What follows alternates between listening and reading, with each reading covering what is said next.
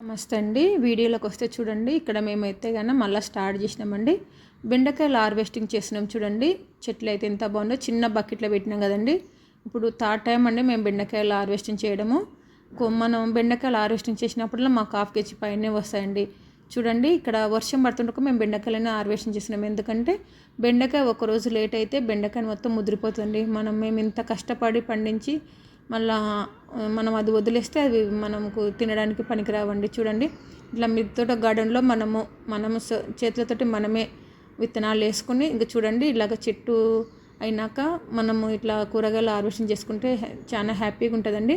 మేమైతే చూడండి ఇప్పుడు బెండ చెట్లు మేము వేసినాక అవి మంచిగా కాపొచ్చి ఇప్పుడు హార్వెస్టింగ్ చేస్తున్నామండి. ఇప్పుడు కొన్ని వీడియోలు అయితే మేము కూరగాయలు హార్వెస్టింగ్ చేసినామండి. వంకాయ, ఆకుకూరలు, చుక్కకూర, బెండకాయ. చూడండి ఇప్పుడు మటుకు మాకు హాఫ్ కేజీ పైనే వచ్చినాయండి. వర్షం పడుతుండక మేము హార్వెస్టింగ్ చేస్తున్నామండి.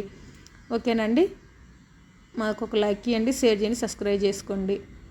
ఓకేనండి, చూడండి మేము మా తోట ఎట్లా ఎంత బాగుందో మీకు బెండ చెట్లు ఎంత బాగుండవో చూడండి.